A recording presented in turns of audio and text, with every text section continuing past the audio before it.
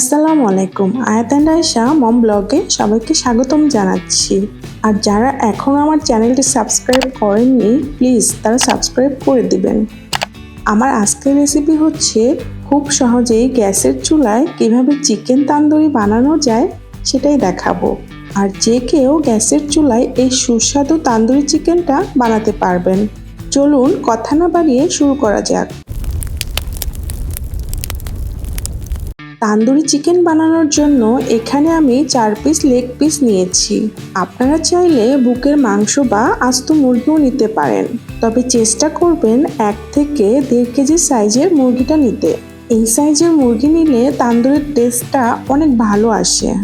এখন আমি একটা ছুরির সাহায্যে লেগ পিসগুলোকে কেটে নিচ্ছি। একটু ডিপ করে কাটতে হবে যাতে করে মশলাটা ভালো মতো ভিতরে পৌঁছায়। লক্ষ্য রাখবেন যেন আবার হাড় না কেটে যায়।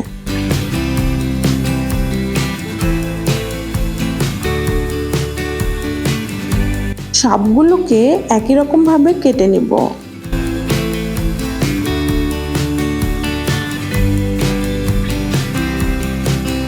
সবগুলো লেগ পিস কাটা হয়ে গিয়েছে। এখন আমি লেবুর রস আর লবণ দিয়ে চিকেনগুলোকে মাখিয়ে নিব।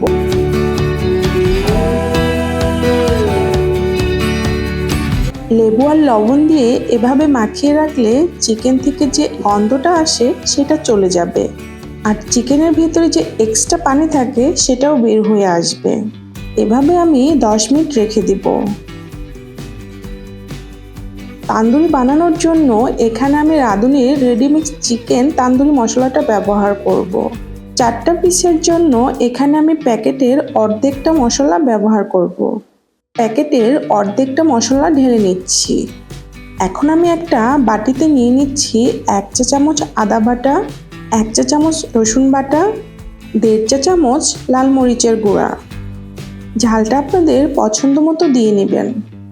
স্বাদ মতো লবণ দিয়ে দিচ্ছি, আর দিচ্ছি হাফ কাপ টক দই। টক দইটা নিজের হাতে ঘরে বানিয়েও দিতে পারেন, আবার কেনা টক দইটাও ব্যবহার করতে পারেন। তান্দুরির মশলাটা দিয়ে দিলাম, আর দিচ্ছি 3 টেবিল চামচ সরিষার তেল। তান্দুরি চিকেনটাকে একটু জুসি করার জন্য 1 চা চামচ চিনি অ্যাড করলাম। এবার সবগুলোকে একটা চামচের সাহায্যে ভালো করে মিশিয়ে নেব। 2 টেবিল চামচ সয়া সস দিলাম, আর দিচ্ছি 3 টেবিল চামচের মতো টমেটো সস। আবারও সবগুলোকে মিশিয়ে নিচ্ছি।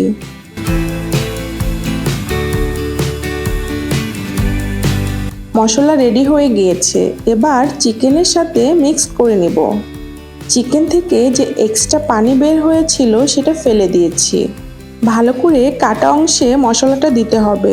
যত ভালো করে মেশাবেন তত বেশি চিকেনের ভিতর মশলাটা ঢুকবে।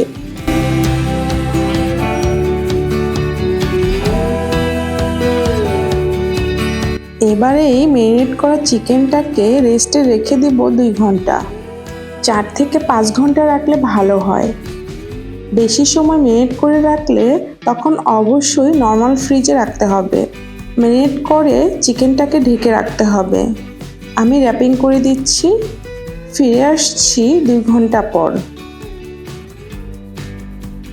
2 ঘন্টা পর র্যাপিংটা খুলে ফেললাম। এবার চলে যাব ভাজার জন্য। চুলায় প্যান বসিয়ে গরম করে নিয়েছি। সরিষার তেল দিয়ে দিচ্ছি 3 টেবিল চামচ। চুলার আঁচটাকে প্রথম 3 থেকে 4 মিনিট একদম হাই হিটে রাখতে হবে, যাতে করে চিকেনটা একটু ব্রাউন কালার হয়। চুলার আঁচ কমিয়ে দিলে চিকেন আর মশলা প্যানের সাথে লেগে যাবে, তাই 3 থেকে 4 মিনিট চুলার আঁচ হাই হিটে রাখতে হবে।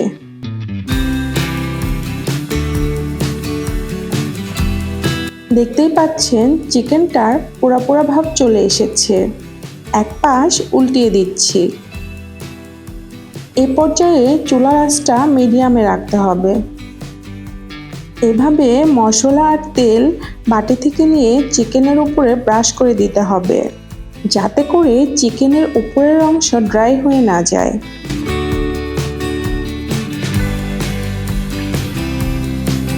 এবার চাইলে আপনার ঢাকনা দিয়েও ঢেকে দিতে পারেন চিকেনটা সিদ্ধ হওয়ার জন্য। চিকেনের দুপাশে ভালো করে ভেজে নিতে হবে পছন্দের কালার না আসা পর্যন্ত।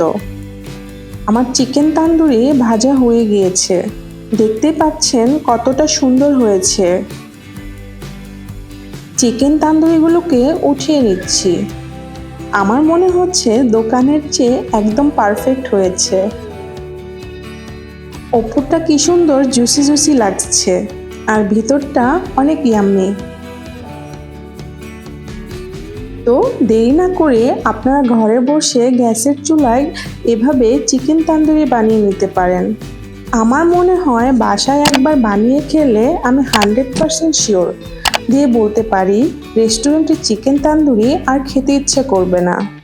একটু কষ্ট হবে, তবে নিজের হাতে স্বাস্থ্যকর পরিবেশে বাসায় বানিয়ে খাওয়ার মজাই আলাদা। আজকের এই রেসিপিটা যদি আপনাদের ভালো লেগে থাকে তাহলে অবশ্যই একটা লাইক কমেন্ট করতে ভুলবেন না।